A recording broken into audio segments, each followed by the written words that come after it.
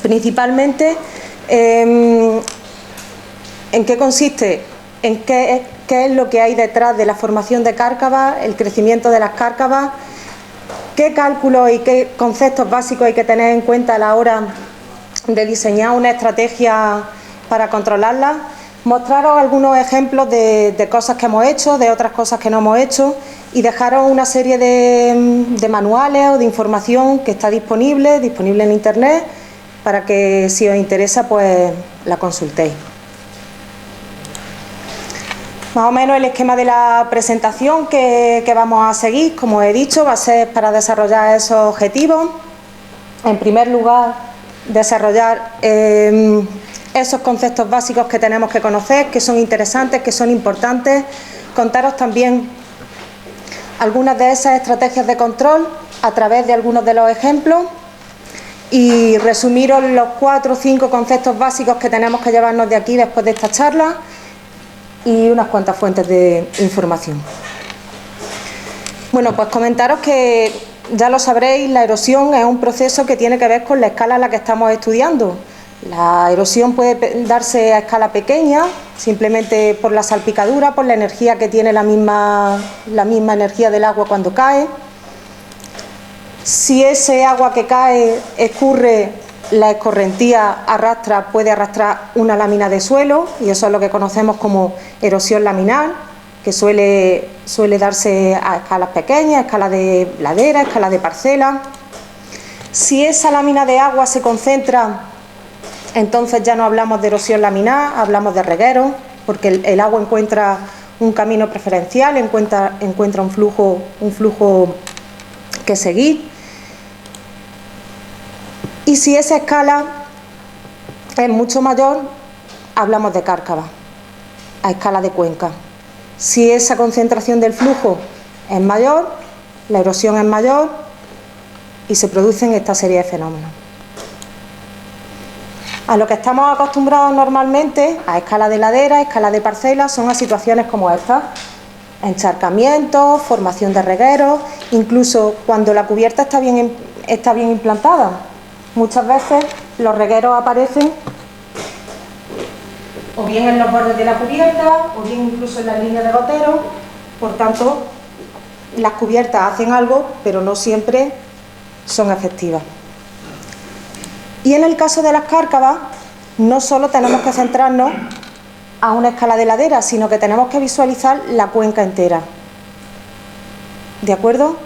Aunque nosotros hagamos actuaciones a pequeña escala o en zonas localizadas de esa cuenca, tenemos que considerar toda la cuenca.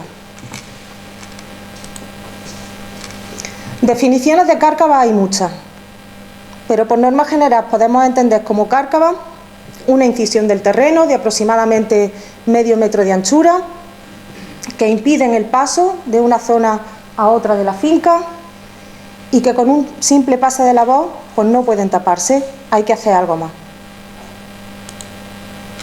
Y además, esas cárcavas tienen un ciclo, y tienen un ciclo que es un poco dinámico y que es repetitivo además con el tiempo. ¿Cuál es el ciclo que normalmente, el ciclo esquematizado que normalmente sigue el crecimiento y la formación de una cárcava? Tenemos un evento de lluvia, se produce erosión en ese evento, esa escorrentía y esa lluvia producen una incisión no solo en la cama de la cárcava, sino también lateral, en los taludes de la cárcava, provocando inestabilidad del suelo de esos taludes, se derrumba, baja la cama, vuelve a haber otro evento de lluvia de escorrentía y arrastra ese sedimento y vuelve a comenzar ese ciclo. Y entonces aparece la duda o la necesidad de estabilizar ese suelo tanto de los taludes como de la cabecera de la cárcava. Es decir, que aparte de ese proceso que origina la lluvia, tenemos que tener en cuenta también otros factores, como son las características de nuestro suelo. Pues si tenemos un vertisol, si tenemos qué tipo de material parental tenemos, si es más blando, si es más resistente. ¿Por qué? Porque eso produce fallo en los taludes, movimiento del sedimento y además de los efectos de la lluvia, el material del terreno también tenemos que considerar en esa formación y en ese crecimiento de las cárcavas las prácticas de manejo que llevamos a cabo, como por ejemplo sembrar hasta el borde de la cárcava. Fijaros en esa gráfica es la distribución de lluvia a lo largo del tiempo en la provincia de, bueno, los datos son del aeropuerto de Córdoba. Veis la variabilidad que hay desde el año 60 hasta este año. Veis que hay años más lluviosos, veis que hay años menos lluviosos. Bueno, pues sí, esa lluvia, que en esta gráfica la podéis ver con la línea punteada, si esa gráfica la ponemos en perspectiva con la superficie de Cárcava, en la cuenca de Galapagares, que es una cuenca que hay cerca de la ciudad de Córdoba, vemos que, por ejemplo, en el año 56, aquí aparece una cárcava. No se ve muy bien, pero bueno, una cárcava. ¿Por qué cuento esto? Porque muchas veces decimos que aquí nunca había cárcavas, que aquí no se recuerdan, que esto es algo nuevo, y no. Depende de dónde lo miramos y cuándo lo miramos. Vemos que en el año 56 aparece por aquí. Parece que es un arroyo, efímero o no, pero tenemos que entender la cárcava como ese arroyo que va perdiendo estabilidad en los taludes y que puede crecer. Fijaros, en el año 80-85 se produce un tapado de la cárcava. Veis que disminuye, ¿verdad? Se aprecia menos. Fijaros que en el año 97 esa cárcava ya no se tapa y vuelve a aparecer. Y no solo aparece, sino que en años posteriores, en años de alta precipitación, esa cárcava aparece y además aparece mucho más grande. Por tanto, para hacer cualquier actuación es necesario ver cómo ha ido evolucionando esa cárcava a lo largo del tiempo. ¿Por qué puede iniciarse una cárcava? Pues o bien porque aumenta la escorrentía que va atravesando ese cauce. ¿Y por qué se debe eso? Pues hay más lluvia, o hay un cambio de manejo en el suelo, o hay una modificación en la topografía del suelo, o bien aumenta la velocidad del caudal del agua que atraviesa esa cárcava, que va corriendo por esa cárcava. Normalmente porque hay una eliminación de la vegetación de alrededor, y en ocasiones pues también por un fenómeno que se conoce como piping, que no es nuestro caso, que consiste en la creación en la aparición de grietas subterráneas que finalmente dan lugar a cárcavas. Esos son dos ejemplos, uno de África y otro de Estados Unidos, pero como digo, es por si leéis algo, por si lo veis en algún sitio, no es nuestro caso. Nuestros casos, por ejemplo, modificación de la topografía. Hay una obra de paso y esa obra de paso desagua ahí y da lugar a una nueva cárcava. Esa sería la cabecera de una de ellas. Otro ejemplo, fijaros esa finca de olivas tiene una cubierta más o menos bien establecida, pero ya veis el carcabón que hay ahí, que se ven hasta las tuberías de riego. ¿Por qué? Pues porque hay material blando, el material es ligero y el caudal arrastra este suelo. Además de por otros factores que más adelante veremos. Por tanto, el material parental donde tengamos la finca es importante conocerlo. No es lo mismo una finca que esté en la sierra con materiales metamórficos que una finca que se encuentre en una campiña, en una zona de sedimentación, con materiales más ligeros y más blandos. Y de hecho eso puede apreciarse en ese mapa en el que lo que estamos viendo son densidad de cárcava en kilómetros con respecto a la superficie total en kilómetros cuadrados. Las zonas más rojas, los amarillos, indican una mayor densidad de cárcava en esa superficie. Si observáis, por norma general, en el Valle del Guadalquivir, en zona de sedimentación, es donde tenemos más densidad de cárcava.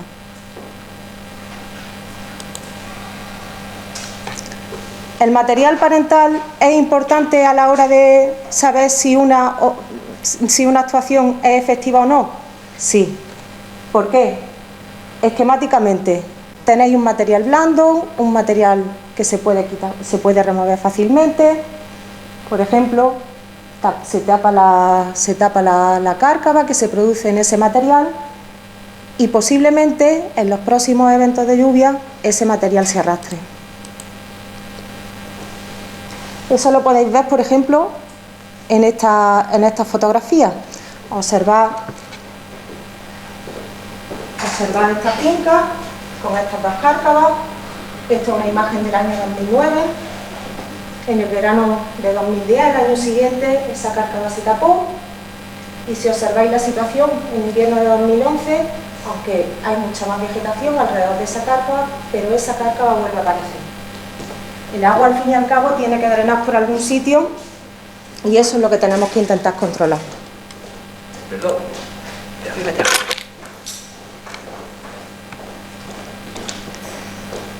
Aparte del material parental, ¿qué otro concepto es fundamental, pero fundamental, tener en cuenta? El caudal de agua que pasa por esa cárcava. La cuenca aportadora. Fijaros que aquí tenemos dos cuencas aportadoras. Por aquí hay una cárcava, por aquí desaguan 21 hectáreas, por aquí desaguan 15 hectáreas y en la zona de abajo confluyen los dos desagües, los dos vertederos. Por tanto, a veces pensamos que pasa menos agua de la que realmente pasa.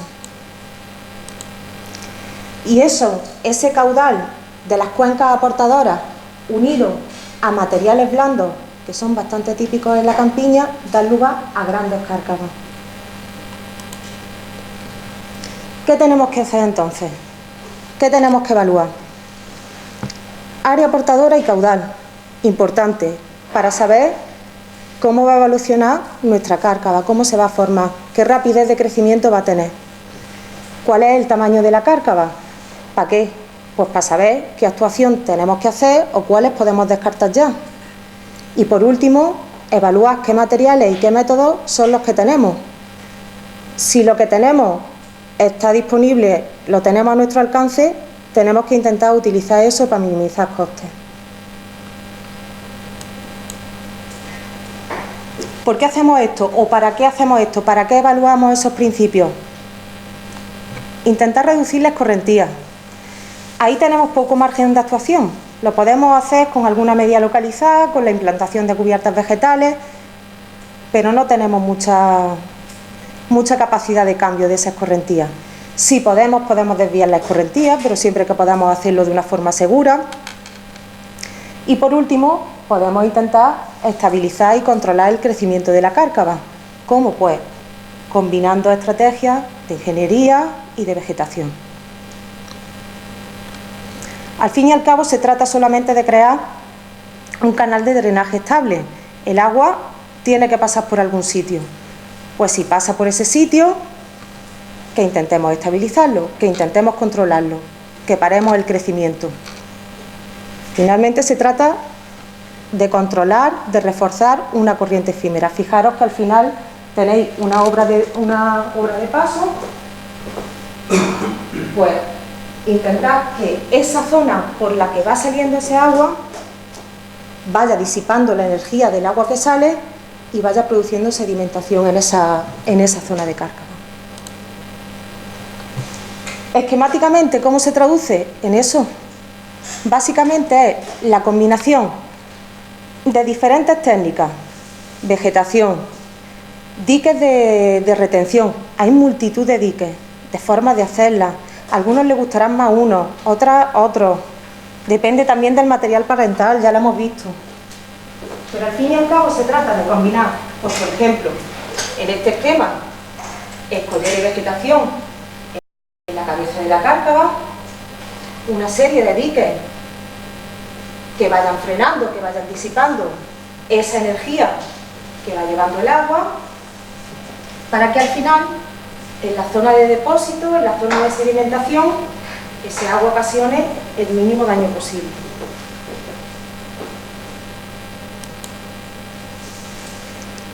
Sin conocer el caudal que va pasando por la cárcava, es tontería que nos pongamos la manta a la cabeza e intentemos controlarla.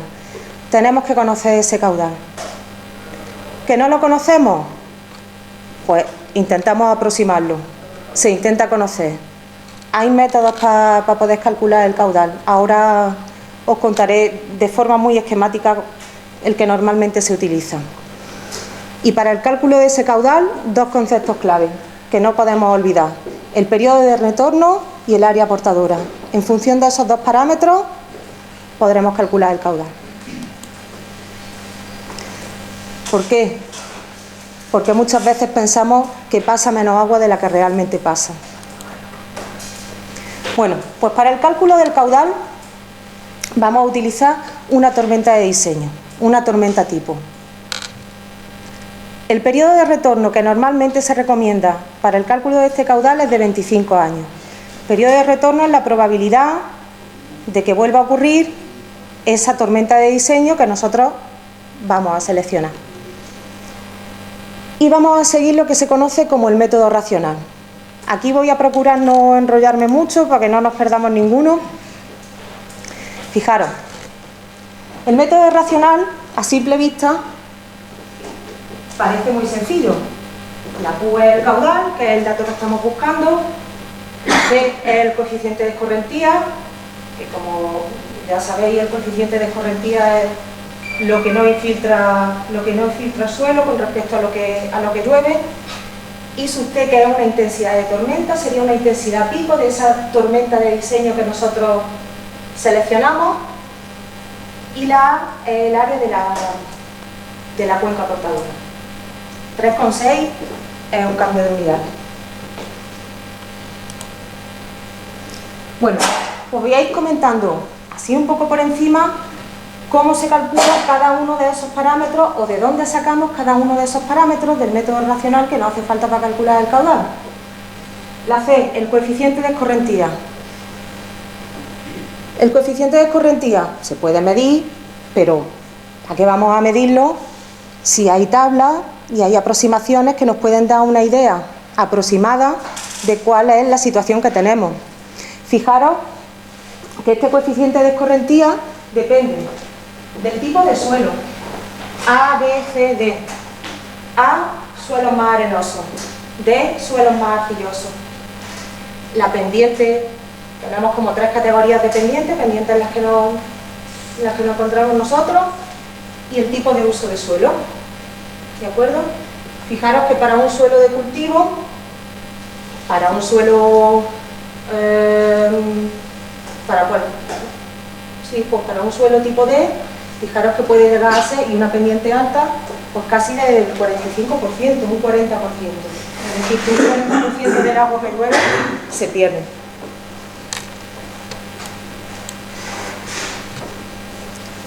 El parámetro A del método racional, el área, ¿cómo lo calculamos? Lo ideal es utilizar mapas, modelos de elevación digital, sistemas de información geográfica. ¿Por qué? Pues porque aparte de poder darte el área de la cuenca portadora, te permite hacer un montón de cálculos más. Te da información, ¿de acuerdo? Puedes localizar zonas interesantes de actuación, pero bueno, todos no sabemos utilizar estos programas sí. ¿Qué hacemos si no sabemos o no conocemos a nadie que sepa? Pues podemos aproximarnos a partir de un mapa topográfico, por ejemplo. Podemos tener una idea. Recordamos que mejor tener una idea que no tener idea ninguna. O bien incluso si conocemos los límites de la cuenca, pues incluso con Google Earth para tener una primera aproximación. Y aquí viene el lío en el parámetro I sub T, la intensidad de pico de tormenta. Y como es un poco complicado, pues lo voy a intentar explicar a partir de un ejemplo. Y es una cárcava en un olivar de Jaén.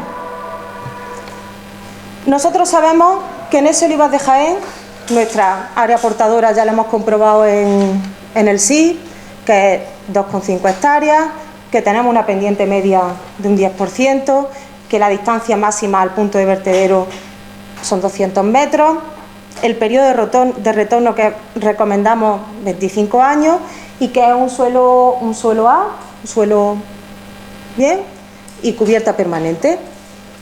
Ese sería un suelo arenoso, un suelo que drena bien.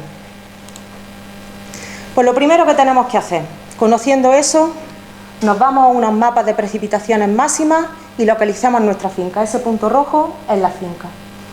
Y aunque no se aprecia muy bien, en esos mapas hay una serie de líneas en negro y una serie de líneas en azul que nos dan información de la precipitación y del coeficiente de variación de esa precipitación máxima.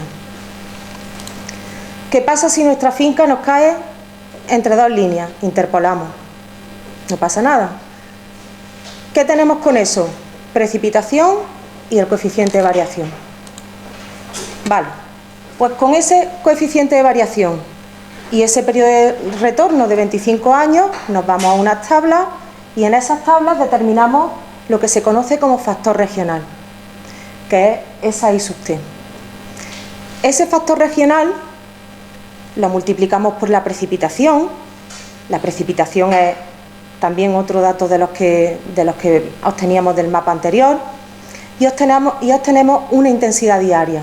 En un cambio de unidades lo convertimos a horas, una intensidad diaria. En nuestro caso, en nuestro ejemplo, 3,4 milímetros hora. Perfecto, ya tenemos un parámetro, I sub D, que no es el que queremos I sub T, que es el pico. No os asustéis, es muy sencillo. Necesitamos conocer el tiempo de concentración.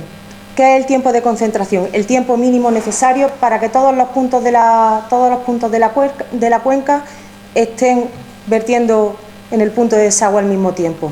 ¿De qué depende? De la pendiente y de la longitud máxima. En nuestro caso, 0,05 horas.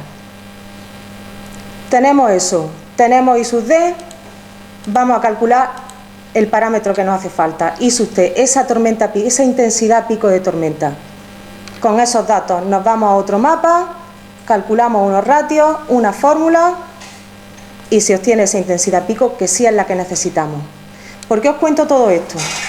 Pues para enseñaros que hay unos cálculos detrás de esa intensidad, ese caudal, que es importante calcularlo.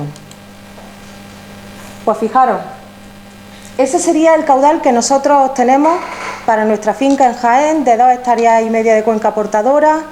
Fijaros que son 0,172 metros cúbicos partido segundo. Esos son 170 litros por segundo, que en un minuto son 600 litros, que 600 litros es el peso de un coche, que es bastante para una finca que no tiene, bueno, tiene un 10% de pendiente, pero es un suelo que drena bien y tenía cubierta permanente. Pasa mucha agua. ¿Qué pasa si nosotros lo del método racional, los índices, no nos llevamos bien con eso? Hay aproximaciones. Fijaros que, por ejemplo, si nuestra cuenca portadora tiene estas dimensiones, esta o esta, tenemos recomendaciones o tenemos sugerencias de caudales máximos. Podríamos utilizar esos caudales máximos y quedarnos del lado de la seguridad. ¿De acuerdo? Os lo vuelvo a repetir. Siempre es mejor tener alguna idea que no tener ninguna. Bueno, ¿cuáles son las? Ya conocemos cómo calcular ese caudal, más o menos. ¿Qué tipos de estrategias son las que tenemos para controlar el crecimiento de las cárcavas? Pues se dividen como en 3 tramos. Y esos 3 tramos dependen principalmente del área de drenaje, o sea, de la cuenca portadora, de la velocidad que lleva ese agua que va atravesando la cárcava y de la profundidad. ¿De acuerdo? En función de esos límites, de esos rangos, pues se pueden implementar una serie de medidas. Si la cárcava es relativamente pequeña, podemos o bien taparlo o perfilarlo, crear obstáculos que vaya haciendo que el agua pierda energía, vegetación. Si la cárcava va creciendo, la cosa se complica un poco más. Ya tenemos que invertir un poco más, implementar diques y acompañarlos normalmente con técnicas de revegetación. ¿Que es bastante más grande? Ya la cosa es más dudosa. A partir de 4 metros de profundidad, más o menos se controla. Cárcavas mayores de 4 metros, ya es mejor prevenir que curar, pero se pueden hacer también actuaciones. Bueno, pues ¿cuáles son las recomendaciones? Vamos a brevemente ver en qué consiste cada una de esas, pues los diques, la revegetación, en qué consiste cada uno de ellos. Los diques de retención, si no superan el metro de altura, mejor. Por muchos motivos, por seguridad, por costes, ¿vale? Importante también, el espaciamiento entre diques. No merece la pena poner muchos diques pensando que se va a frenar mucho más o mucho antes.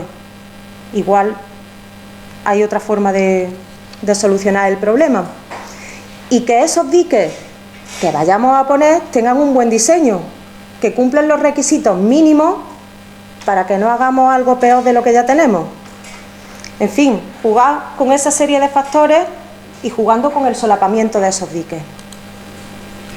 Por norma general, lo que tenemos que intentar, imaginaros que aquí tenemos un dique agua arriba, un dique agua abajo, tenemos que intentar que el nivel del agua alcance el punto máximo en el dique agua abajo y que a su vez el nivel del agua alcance el punto más bajo del dique agua arriba.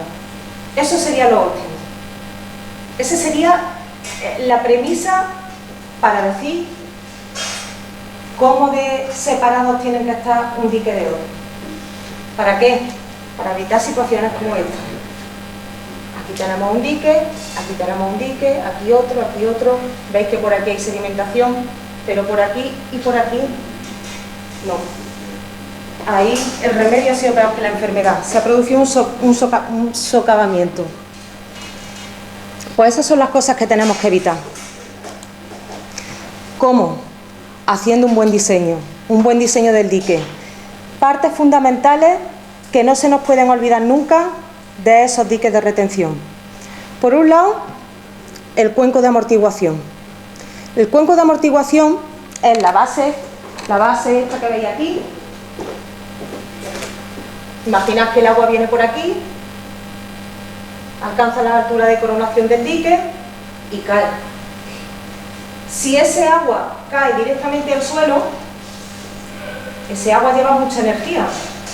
Ese agua va a hacer un socavón, va a arrastrar mucho suelo. Pues no, vamos a procurar que haya un cuenco de amortiguación, normalmente de escollera, por ejemplo, que va a frenar esa energía y que va a hacer que ese agua siga recorriendo al siguiente día.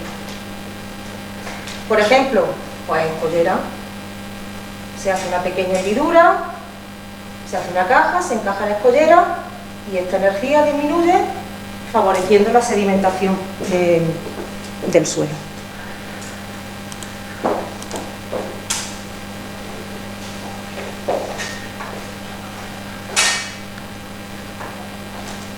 Por norma general, ¿cuáles deben de ser las dimensiones de ese cuenco de amortiguación que es tan importante?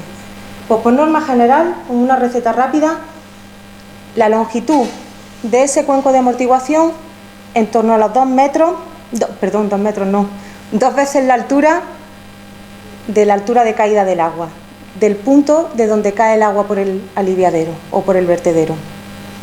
Ese es otro de los factores, de los conceptos que tenemos que tener claros, el aliviadero.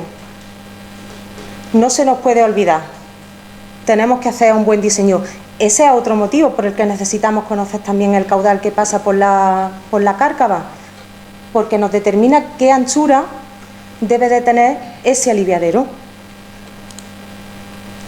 Fijaros que hay aliviaderos de distintas formas, el que hemos visto antes, prefabricado, una pieza de aluminio prefabricada, cuenco de amortiguamiento, en este caso piedras con malla, normalmente siempre se suele poner una capita de geotextil, ¿vale? Pero también hay otro tipo de diques, escollera recubierta con mallazo, en este caso empalizado también, y aquí el vertedero tiene forma de V. Fijaros que se pueden combinar diferentes tipos de diques. En esta parte interesaba más, o bien porque se nos ha acabado el dinero, o bien porque técnicamente resulta que cuando empezamos a construir esto no había piedra y luego había piedra, o al revés. Bueno, se pueden combinar diferentes estrategias, pero importante que no olvidemos el cuenco de amortiguación y el aliviadero. ¿Para qué? Para evitar eso, situaciones como esas, evitar el socavamiento lateral, que el agua no pase por el lateral del dique y al final hagamos algo peor de lo que teníamos, que es aumentar el crecimiento y la anchura de esa cárcava. Bueno, pues fijaros también que si ya conocemos ese caudal, que nos ha resultado tan tedioso calcularlo, también podemos conocer cuáles son las dimensiones óptimas del vertedero, tanto en altura como en anchura. Por tanto, algo de importancia tiene conocer el caudal. En esta figura relacionamos el caudal de paso que tenemos pues con la anchura del vertedero y además cada una de estas curvas relaciona esa anchura del vertedero con una altura del vertedero. O sea que teniendo un poco de idea, el resto de parámetros, el resto de factores de diseño, pues más o menos lo podemos controlar. ¿Que tenemos caudales grandes? Pues nos vamos a caudales grandes. ¿Que tenemos caudales más pequeños? Pues hacemos zoom en la gráfica y nos vamos a la parte que nos interesa. Otras estrategias de restauración. Aquí no están todas. Son algunos ejemplos. Piedra con mallas, piedras con diferentes mallas, empalizadas simples, empalizadas dobles, obras prefabricadas, que tenemos escollera a mano, pues hacer diques de escollera, ¿de acuerdo? ¿Con qué se combinan estos diques de retención? Con revegetación. No solo en los taludes de la cárcava, para intentar disminuir o controlar el deslizamiento de los taludes, sino también en la cabecera de la cárcava, es muy importante. Y hombre, ya que vamos a revegetar y que vamos a gastarnos el dinero, pues lo que hagamos que lo hagamos bien. ¿Cuál debe de ser o cuál se recomienda que sea la anchura mínima de esa banda de vegetación? En torno a 4 y 6 metros. ¿Vale? También hay estudios, hay figuras que nos pueden orientar. En zonas cultivadas para la estabilidad de taludes, pues veis, en torno a unos 6 metros. Normalmente se suele hacer con vegetación autóctona.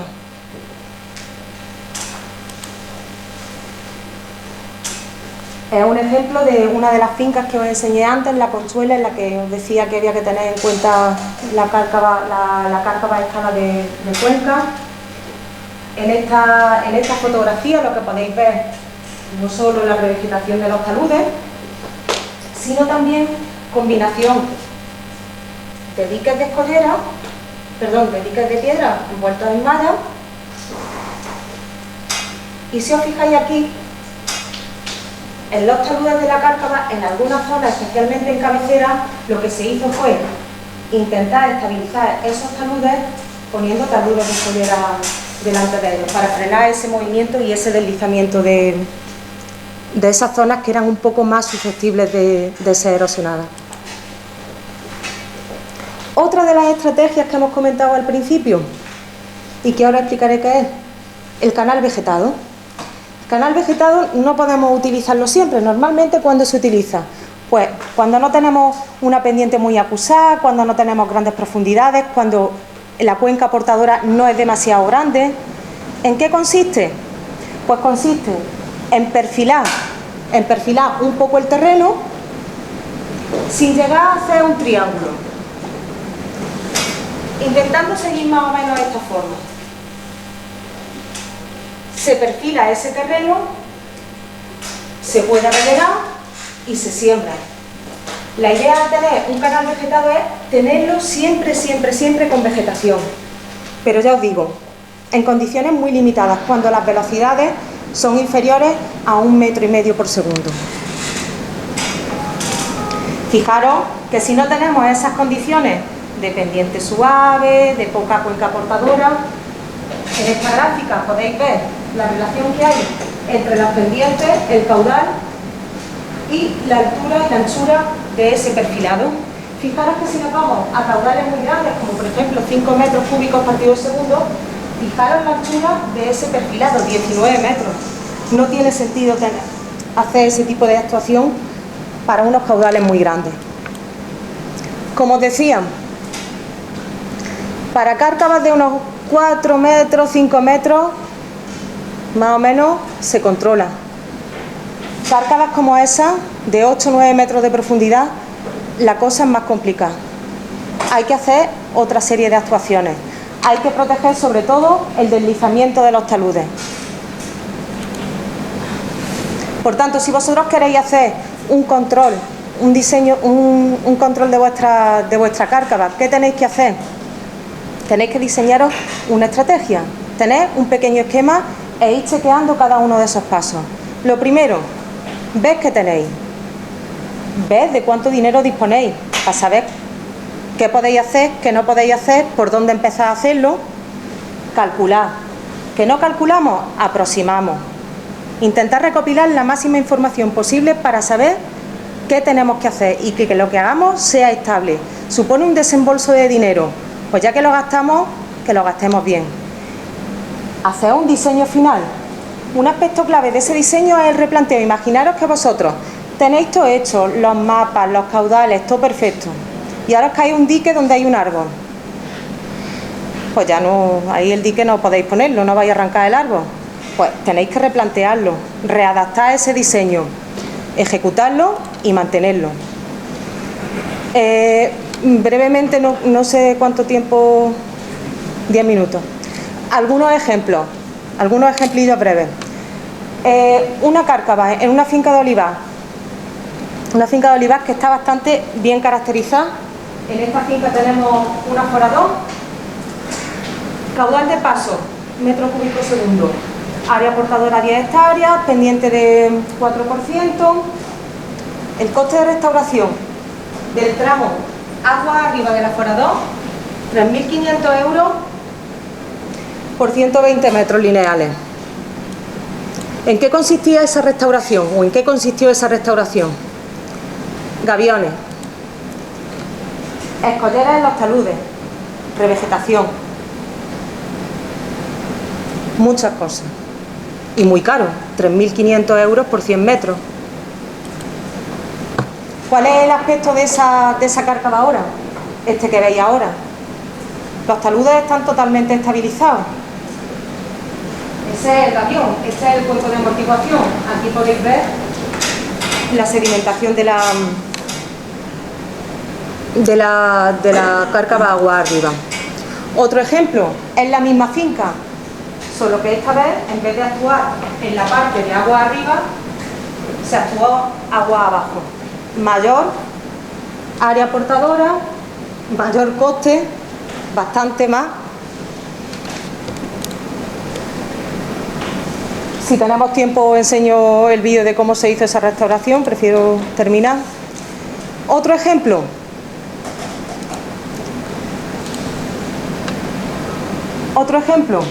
Pues por ejemplo, en esa finca de olivar lo que tenemos es una cárcava que cortaba las calles, de los olivos.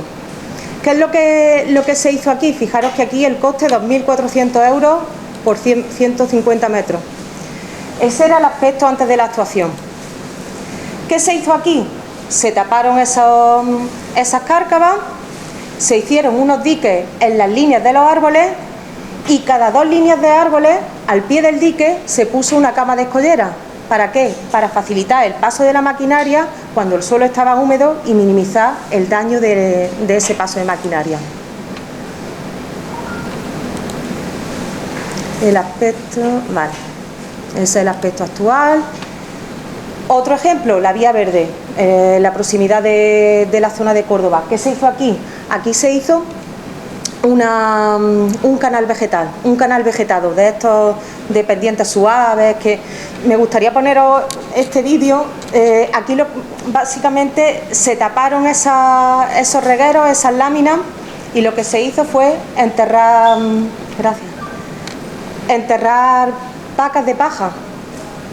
Se enterraron pacas de paja, se taparon, y luego además al dueño de la finca, al propietario de la finca, le había sobrado semilla de beza y de avena, y se sembró encima.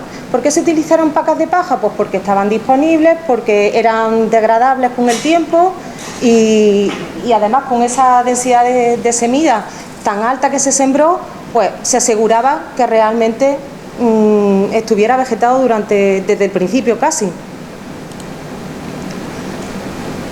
Dinero, costes.